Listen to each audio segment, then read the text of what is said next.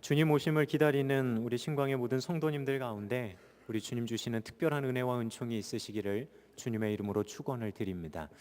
좌우에 계신 분들과 이렇게 평화의 인사를 나누도록 하겠습니다.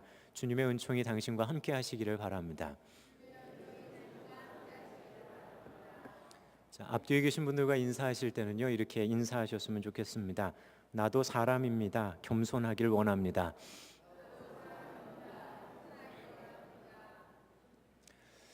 교회에 들어오시면서 여러분들 보셨을 겁니다. 초에 촛불이 2개 켜졌습니다.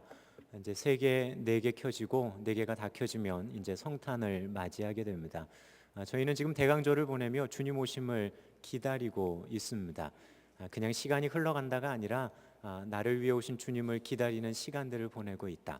나는 얼마나 기다림 속에 주님 오심을 지금 기다리며 그렇게 걸어가고 있는지 우리들 스스로가 한번 생각해보는 그러한 시간이 되었으면 좋겠습니다.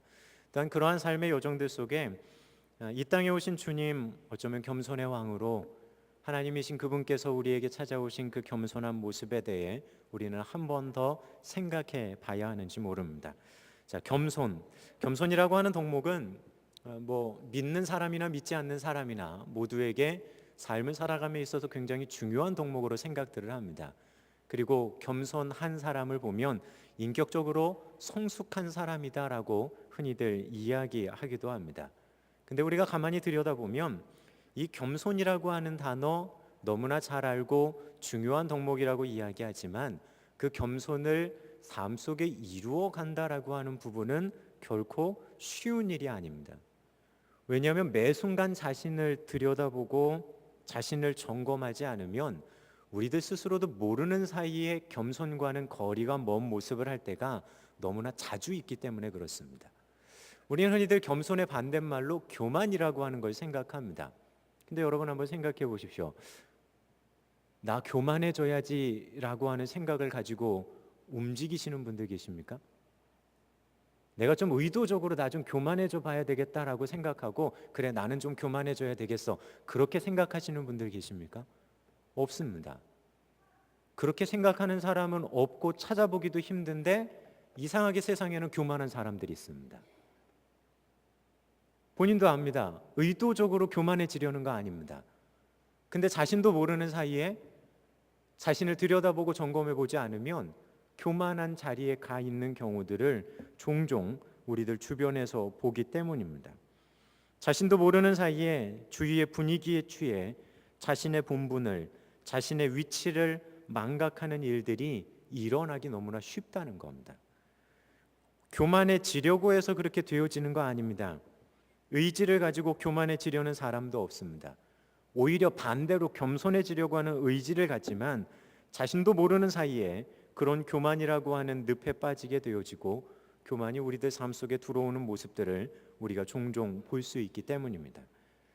겸손하지 못한 이러한 태도는 하나님의 일을 하는 사람들에게도 나타나는 일이고 그리스도인으로서 믿음의 여정을 걸어가는 사람들에게서도 흔히 찾아볼 수 있는 실수의 모습이기도 합니다. 하나님의 영광을 드러내는 것이 아니라 나의 모습과 나의 영광을 드러내는 것, 의도하지는 않았지만 자신도 모르는 사이에 그런 자리에 본인이 서 있는 것, 그리고 은근히 그 자리를 스스로 즐기고 있는 것, 어쩌면 그것이 인간된 우리들의 연약함일지 모르겠습니다. 때로는 믿음 안에서 걸어가는 여정들 가운데 좋은 성과가 보여지고 때로는 남들이 경험 못한 놀라운 은혜들을 체험하는 자리에서 우리가 빠지기 쉬운 함정이 바로 이 교만이라고 하는 함정입니다. 아니, 우리는 교만이라고 인식을 못하지만 겸손하지 못한 마음이 우리들 속에 들어오는 것이 사실이기 때문입니다. 끝내는 그런 모습 때문에 하나님의 뜻은 가려지고 오히려 주님 주신 은혜를 통해 하나님의 영광이 드러나야 하는데 우리들 스스로가 주님의 영광을 드러남에 걸림돌이 되어질 때가 참 많이 있다는 겁니다. 오늘 저희는 성경의 본문을 살피면서 이러한 부분에 대한 이야기들을 잠시 나누어 보려고 합니다. 자, 저희는 지난 시간 가이사랴로 가고 있는 베드로의 일행에 대해서 생각해 봤습니다. 베드로 혼자 가는 거 아닙니다. 요바에 있었던 예수 그리스도를 믿은 형제들과 함께 갑니다. 기다리고 있는 고넬료, 천사의 지시를 받아 지시받은 대로 행하며 또한 기대함을 가지고 베드로를 기다립니다. 그리고 걸어가고 있는 베드로, 환상 가운데 이미 이야기를 들었고 성령께서 가라라고 하는 말씀까지도 들었습니다. 그러니 당연히 그도 무엇인가 기대함 가운데 걸어갑니다. 그리고 더 중요한 거, 하나님 또한 기대하며 그들을 지켜보고 계십니다. 하나님의 기대함이 없으시고 계획하심이 없었다면 두 사람 만날 수도 없고, 두 사람이 만나게 되어지는 과정 가운데 우리가 표현하기로 어떻게 이렇게 절묘할까라고 하는 일들은 벌어지지 않았을 거기 때문입니다. 그리고 또 한 가지 중요한 의미가 있습니다. 한 개인의 이방인을 만나는 사건이 아니라 한 그룹의 그리스도인들이 유대인이라고 하는 틀을 넘어서 이제는 집단이 집단을 만나 전도하는 일들이 성경 가운데 벌어지고 있는 겁니다. 복음이 확장되기를 원하시는 하나님의 의지가 분명히 보여졌고, 어쩌면 구약에서부터 시작되어졌던 제사장 나라로서의 이 백성이 온전한 역할을 감당하길 바라셨던 하나님의 마음과 계획이 이루어져가는 아주 중요한 전환점을 저희는 보았습니다. 그 부분을 살피면서 우리가 주목해 보았던 부분은, 나한테 어떤 위로의 말씀을 주실까, 나한테 어떠한 격려를 주실까라고 하는 부분이 아니라 하나님의 의지, 하나님의 뜻, 그걸 이루어 가시기 위한 하나님의 세심한 노력들을 저희는 살펴봤습니다. 다른 거 아닙니다. 말씀 가운데 보여졌던 건 하나님 그분의 의지와 뜻이었습니다. 그러면 하나님이 그러시다고 한다면 우리가 어떻게 행동해야 될지는 이미 우리들 속에 들어와 있는지 모릅니다. 저는 여러분들께 수많은 결단과 실천의 과정에 있겠지만 그 가운데서도 선교지에 대한 관심, 선교사들에 대한 관심과 기도, 그리고 시간을 내어 그들을 방문하고 그 현장을 여러분들이 좀 둘러볼 것에 대해서 여러분들을 도전하는 시간을 또한 가졌습니다. 자, 오늘은 그들이 걸어갔던 그 길 가운데 드디어 고넬료를 만납니다. 고넬료를 처음 만날 때의 상황들 이렇습니다. 고넬료의 집에 딱 들어섰는데 고넬료만 있는 것이 아니라 그의 가족들, 그리고 그의 가까이에 지내고 있었던 친구들, 친척들이 다 한자리에 모여 있었다는 사실입니다. 그 말의 의미는 단순히 사람을 총해놓고 무턱대고 그냥 기다렸던 것이 아니라 베드로를 맞이하기 위해 고넬료는 자기 나름대로 준비를 하고 그를 기다리고 있었다는 의미입니다. 특별히 친한 친구들을 초청하고 친척들을 초청하고 가족들을 한자리에게 모으기 위해서는 그가 보았던 환상의 내용과 환상을 보고 그가 행했던 일들에 대해서 그들에게 자세하게 설명했을 것이 분명하기 때문입니다. 그리고 더 놀라운 사실은 그의 그 설명을 듣고 친구들이 그 한자리에 모여 있었다는 겁니다. 그 말의 의미는 단순히 너 신기한 일들 봤구나, 정말 그럴까가 아니라 고넬료 그에 대한 사람들의 신뢰가 있었기 때문에 어쩌면 그 한자리에 그렇게 모여 있는지 모릅니다. 여러분도 한번 가만히 생각해 보십시오. 꿈 얘기하면서 친구들 부릅니다. 야, 내가 꿈을 꿨는데 이래, 너 한번 와봐. 여러분들께 사람들이 몰려올까요? 근데 관계가 형성되어져 있고 여러분을 향한 신뢰가 있다면 믿음 안에서 사람들은 그 자리에 있을 겁니다. 근데 여기서 저희가 한 가지 더 생각해 볼 것이 있습니다. 사람들을 불러 모으긴 했는데 문제는 베드로가 언제 도착할 것인지에 대한 분명한 시간이 없었다는 겁니다. 시간을 약속해 놓고 사람을 보내면서 약속을 받은 다음에 며칠 후 몇 시까지 저희 집으로 오십시오라고 그는 사람을 보내지 않습니다. 오히려 지금처럼 전화가 발달되어져서 오가는 중에 연락을 주고받았던 것도 아닙니다. 그럼에도 불구하고 베드로가 당도하는 그 시점에 사람들이 이미 그곳에 모여 있었다는 의미는 적어도 고넬료 입장에서 최소한도로 빨리 도착할 수 있는 그 시간이 언제일까를 그는 생각해보고 어쩌면 그 시간에 맞춰서 사람들을 불러 모았을 거라는 겁니다. 바꿔 말하면 적어도 길게는 하루에서 반나절 이상을 거기 있는 사람들은 베드로를 기다리고 있었다는 뜻입니다. 여러분 한번 생각해 보십시오. 오늘 고넬료가 뭐라고 이야기하냐면 30절 가운데 이렇게 말합니다. 내가 나흘 전 이맘때까지 내 집에서 제9시 기도를 하는데, 이맘때라고 이야기합니다. 그렇다고 한다면 그가 나흘 전에 환상을 보았을 그때에 베드로가 지금 당도하는 겁니다. 며칠이 지났습니까? 나흘이 지났습니다. 9시, 오늘의 시간으로 오후 3시쯤 됐다고 설명을 드렸습니다. 환상의 내용을 보고 사람을 불러서 세 사람을 가이사랴로 보내고, 이 사람들이 밤새 걸어서 요바에 들어간 시간은 12시쯤 됩니다. 그리고 그곳에서 베드로를 만나고 베드로가 시장기 느끼며 사람들을 준비된 음식 가운데 초청해 드린 시간, 그리고 바로 떠난 것이 아니라 하루를 어떻게 합니까? 유숙하게 하고 그 다음 날 갑니다. 가는 길이 하루길입니다. 그 다음 날 만약에 아침 일찍이 서둘러 출발했다면 밤이 되는 시간쯤에는 가이사랴에 도착할 수 있었을 겁니다. 근데 시간을 보니까 그 날도 지났고 그 다음 날 오후 3시쯤 지금 도착하는 겁니다. 그렇다고 한다면 어쩌면 고넬료의 입장에서 본다면 도착했을 시간이 이미 지나고 있을지도 모릅니다.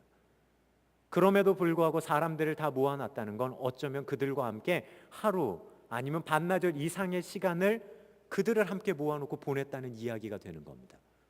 기다리는 사람들도 준비되어져 있는 시간이었고, 고넬료도 어쩌면 그러한 마음을 가지고 준비하며 베드로의 일행을 기다리고 있었다라고 하는 그 사실입니다.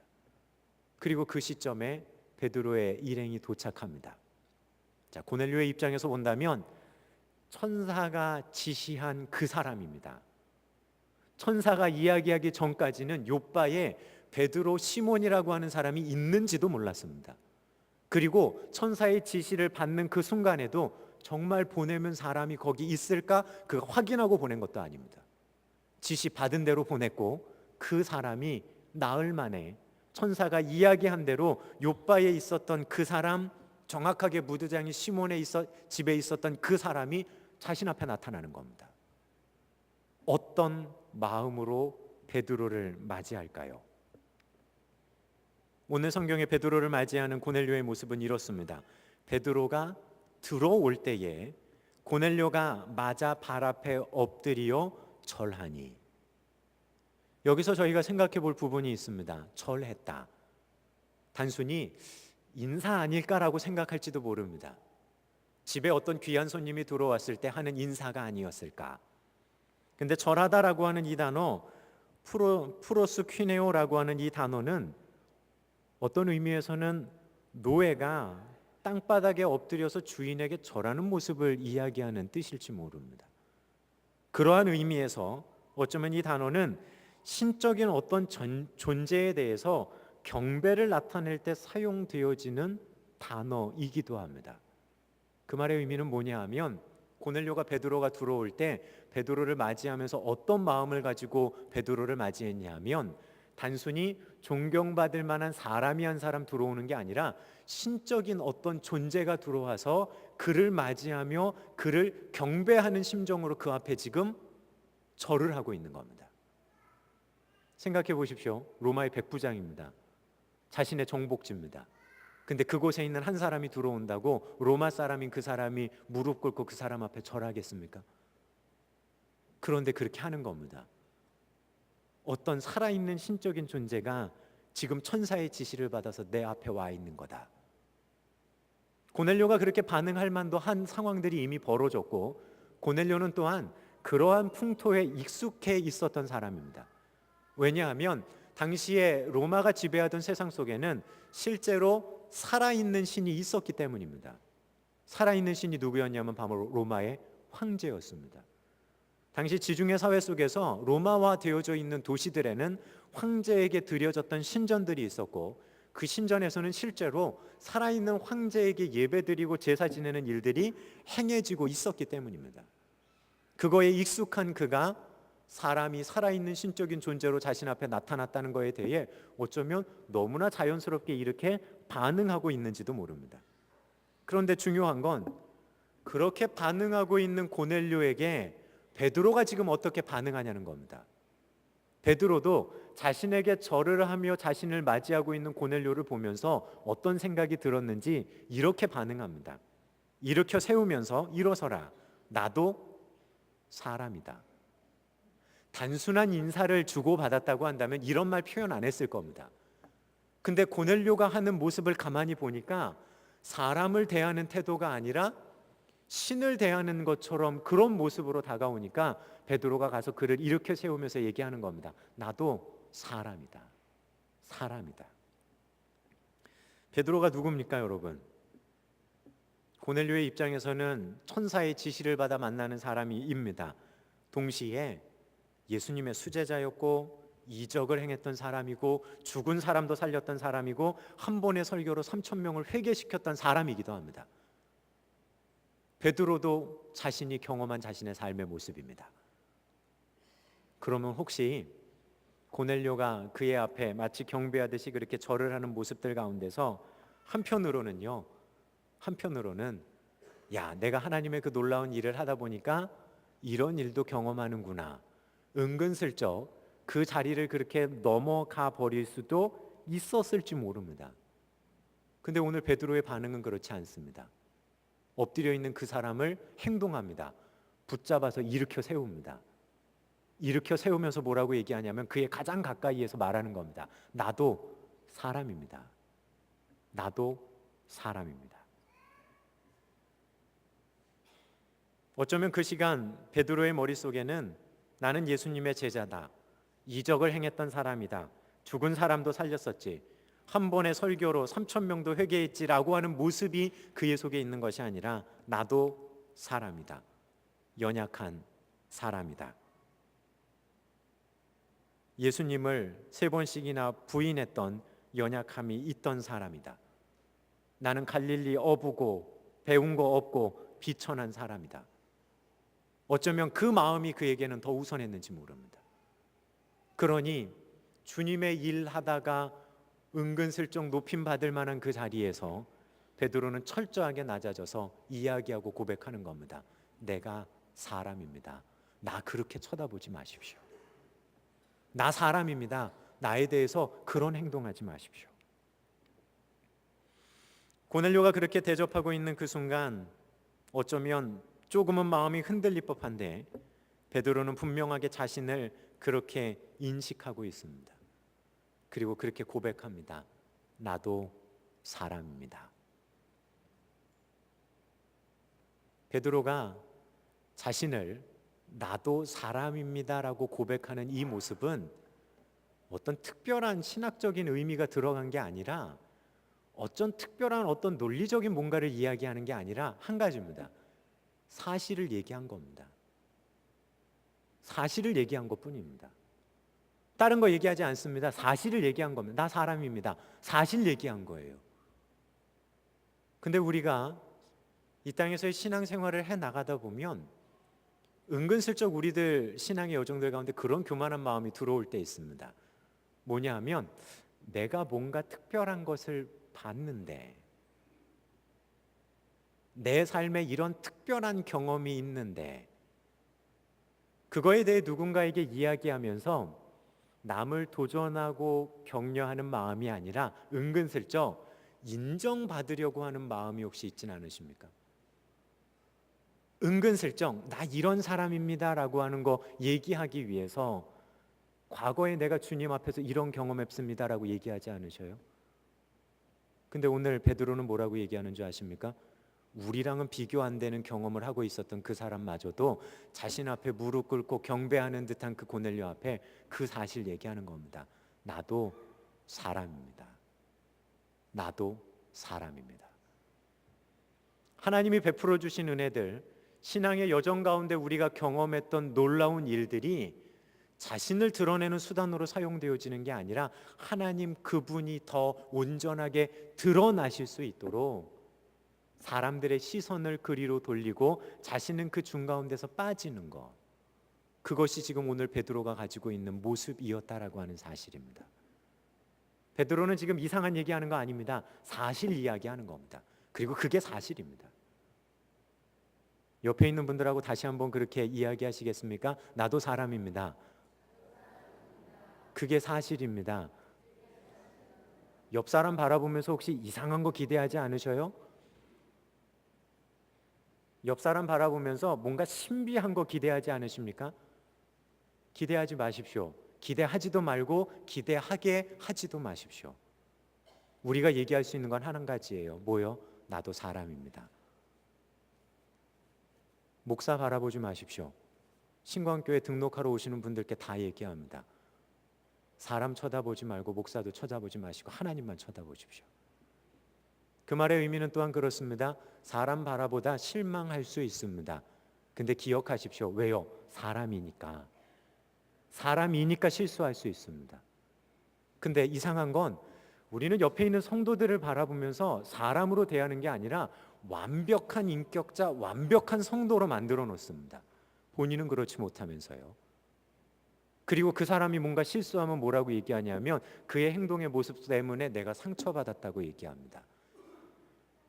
중요한 건 그 사람의 행동, 그럴 수 있는 걸 내가 인정하지 못하는 거기 때문입니다. 사람입니다. 나도 사람이고 그도 사람입니다. 실수할 수 있는 겁니다. 실수 가운데서 서로 상처받을 일이 아니라 서로를 격려하며 위로해야 되는 이유가 거기 있습니다.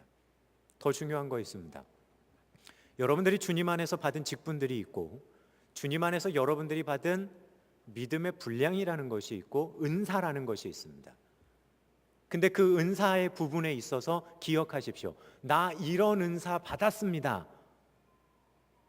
엄밀하게 의미로 따져 이야기한다면 그거는 여러분들 입에서 이야기할 부분이 아닙니다. 그건 주변에 있는 사람들이 얘기할 부분입니다. 그분 이런 은사 받으셨어. 내가 이런 은사 받았습니다라고 말하는 의도가 뭡니까? 의도가 뭡니까? 그 밑바닥에 지금 뭐가 깔려 있는데요? 사람인데 사람인 거이기는 한데 좀 특별함이 있는 것처럼 이야기하고자 하는 거 아닙니까? 근데 오늘 베드로의 입장에서 우리가 들여다본다면 아닙니다. 베드로 철저하게 얘기합니다. 나 사람입니다. 천사의 지시를 받아서 내가 여기 와 있고 당신이 그토록 그 지시 가운데 만나려고 하던 사람이 나일진 모르지만 나 사람입니다. 나 연약한 사람이고 나도 부족한 부분이 있는 사람입니다. 하나님의 일을 행해가고 하나님의 놀라운 이적을 베풀어도 내가 사람이라는 건 변함없습니다. 나한테 그렇게 하지 마십시오. 누구 보라는 걸까요? 하나님 보라는 겁니다. 성경을 읽어가다 보면 저희가 이제 사도행전 14장을 살피면서 보겠지만 사도행전 14장에 이런 비슷한 이야기가 나옵니다. 그때는 누구의 이야기냐면 바로 사도 바울과 바나바의 이야기입니다. 1차 전도 여행을 떠납니다. 전도 여행을 떠나서 배 타고 산 넘어서 여러 가지 고생하면서 그들이 아나톨리아 고원을 이제 해줍고 다니다가 루스드라에 들어갑니다. 루스드라에 들어갔을 때 하반신 장애를 가지고 있었던 한 사람을 일으켜 세웁니다. 그랬더니 주변에 있는 사람들이 술렁거리기 시작합니다. 신이 아니고서는 이런 일이 도저히 일어날 수가 없다. 그러면서 바울과 바나바를 신이라고 생각해서 소를 끌고 와서 집 앞에서 뭐 하려고 그러냐 하면 바울과 바나바에게 제사를 드리려고 하는 겁니다. 그때 이 두 사람이 뛰어나가서 옷을 찢으면서 뭐라고 얘기하는 줄 아십니까? 여러분 어찌하여 이런 일을 하십니까? 우리도 여러분과 같은 성정을 가진 사람입니다. 사람입니다. 우리가 그 놀라운 일들을 했다고 우리가 신적인 어떤 존재가 아니라 우리가 사람입니다. 우리가 한 게 아니라 우리 속에 계신 성령님이 하신 겁니다. 그들은 그 고백이 분명했다는 겁니다. 근데 그것이 삐뚤어지기 시작하면 누군가 한 사람이 우상화되어지고 거기서 이단이 나오고 또한 하나님을 향한 마음이 아니라 나 스스로 사람을 사람으로 보는 것이 아니라 뭔가 특별한 사람으로 보다가 사람에게 실망하는 일들도 우리들 가운데 벌어진다는 겁니다. 지금 오늘 베드로가 이야기하는 이거는 단순히 자기 자신을 이해하는 시선뿐만이 아니라 우리가 누군가를 들여다볼 때에 믿는 성도들에게 있어야 될 모습이기 때문입니다. 어떤 특별한 능력이 있는 신적인 존재로 주변에 있는 사람 보는 거 아닙니다. 그들도 사람입니다. 성령께서 붙들고 계신 사람이지 특별한 존재들 아니라는 겁니다. 여러분 혹시 어제 11시에 그것이 알고 싶다 보셨습니까? 일찍 주무셨나요? 주일 준비하시느라고요? 어제 좀 이상한 교회 전통적인 교회도 아니고 이상한 그 종교 집단에 대한 이야기가 나오는 걸 볼 수가 있었습니다. 하나님이 존재하더라고요. 그들이 믿는 교주가 하나님입니다. 여러분들 인터넷 들어가서 보세요. 뭐 십자가 뭐 나오는데 이상한 교리를 가지고 사람들을 농락하는 이야기 봅니다. 근데 그도 사람입니다.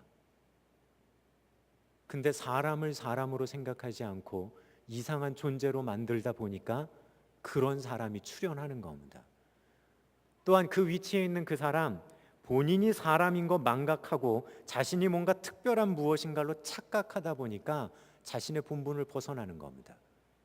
그러니 엉뚱한 일하고 엉뚱한 일 벌어지는 겁니다. 그렇게 주장하는 그 사람에게도 문제가 있지만 사람을 보면서 사람 아닌 존재로 바라보는 거기 앉아있는 그 사람들에게도 문제 있는 겁니다. 우리가 분명한 거 한 가지만 기억하면 그런 이상한 이단에 빠지지 않을 수 있습니다. 뭐라고요? 사람입니다. 사람입니다. 아무리 신기한 이적이 일어나고 그 사람을 통해서 성령의 아무리 놀라운 역사가 일어나도 기억하십시오. 사람입니다. 그거 놓쳐버리면 마음의 중심 흐트러지게 되어지고 엉뚱한 곳으로 갈 수밖에 없다는 겁니다. 목사든 성도든 누구를 막론하고 자기 자신만을 통해서 뭔가 하나님의 특별한 뜻이 구현된다라고 믿는다고 한다면 그건 이미 잘못된 길 가고 있는 겁니다. 하나님이 우리를 들어서 사용하실 수 있음에 분명합니다. 하지만 우리가 놓치지 말아야 될 우리들의 정체성은 우리는 그분의 피조물이라는 겁니다. 그거 잊어버리면 거기서부터 엉뚱한 일들 시작되어지고 상처 주고 상처 받고 심지어 상처 주면서도 주는지 모르고 심지어 엉뚱한 길 가면서도 가는지 모르고 걸어가는 이상한 모습들이 될 수 있기 때문입니다. 사랑하는 신광의 성도 여러분, 특별히 교회에서 직분 가지고 있고 무엇인가 사역을 하시는 분들, 그리고 특별히 주님께서 주시는 남다른 은사가 있다라고 본인 스스로 생각하시는 분들 기억하십시오. 여러분이 특별한 것이 아니라 하나님이 특별하시기 때문에 여러분을 그렇게 쓰시는 겁니다. 우리는 그냥 그분의 도구일 뿐이지 그 이상 그 이하도 아니라는 거 명심할 수 있는 우리 신광의 성도님들 되시기를 주님의 이름으로 부탁을 드립니다. 그래야 내가 가진 은사를 사용해도 내 이름이 드러나는 것이 아니라 주님만이 드러나실 수 있습니다. 근데 그거 놓치면 엉뚱하게 돼버릴 겁니다. 우리는 주님 앞에 갈 때 이런 생각들을 합니다. 주님이 나중에 나를 보시고 잘했다, 착하고 충성된 종아, 그 말 듣고 싶다 라고 하는 생각들을 합니다. 그러면서 삶의 자리에서 참 열심히 기도하고 열심히 일합니다. 근데 오늘 설교 말씀을 준비하면서 저 스스로 그런 생각을 해봅니다. 주님 앞에 갔을 때 잘했다, 착하고 충성된 종아라고 하는 이야기를 들으면 참 영광스럽고 행복하겠지만 그거 없어도 나를 사용하셨다는 거 하나만 가지고도 만족합니다. 하나님, 내가 하나님 손에 특별하게 사용되어지지 않더라도 하나님 손에 들려 사용되어졌다고만 한다면 저 그것 가지고 만족합니다. 어쩌면 그것이 우리의 자세여야 되지 않을까라는 생각을 또한 해보게 됩니다.